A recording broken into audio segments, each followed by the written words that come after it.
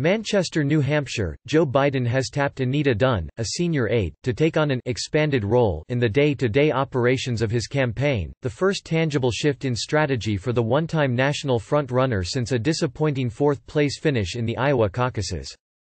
The announcement came in an email to staff on Thursday night from campaign manager Greg Schultz and chairman Steve Ricketty, in which they also acknowledged some staff-level departures after the Iowa punch in the gut coupled with new hires and an eye toward Super Tuesday on March 3.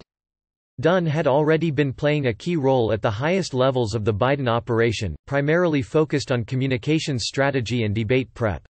The internal email, which was first reported by The New York Times, said she now will be working closely with us on campaign strategy and overall coordination on budget and personnel as we build a bigger campaign for the next phase. The Biden campaign has had one campaign manager, Schultz, since it launched in April. But in reality there has been from the start a bigger inner circle of advisors who have the candidate's ear and a say in decision-making well before Biden formally announced his candidacy.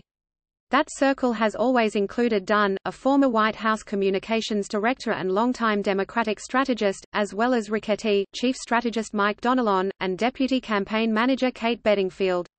Simone Sanders has also played an outsized role in political operations and messaging. And so even as the campaign appeared to be sending a signal of accountability in the wake of Iowa, aides tried to insist to reporters that the shift was not a dramatic one. This is not an overhaul of our campaign structure. It's not even, frankly, a dramatically different role for her, a senior advisor said of Dunn on a conference call with reporters.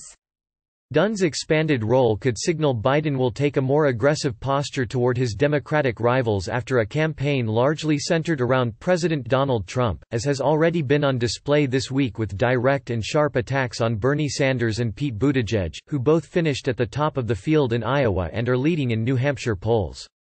One aide said it is also something of a slap on the wrist for Schultz, acknowledging that his broader duties as campaign manager kept him from having a greater impact on the area that has long been his strong suit, field organizing. Schultz entered the Biden orbit after serving as the Ohio State Director for the 2012 Obama re-election campaign. Biden brought him into his office in 2013 as he hoped to lay the groundwork for a 2016 campaign, before his son Beau's cancer diagnosis and death ultimately changed that. Asked who was in charge of the campaign at this point, Dunn, Ricketty or Schultz, a senior official said, "The person in charge of the campaign is Joe Biden."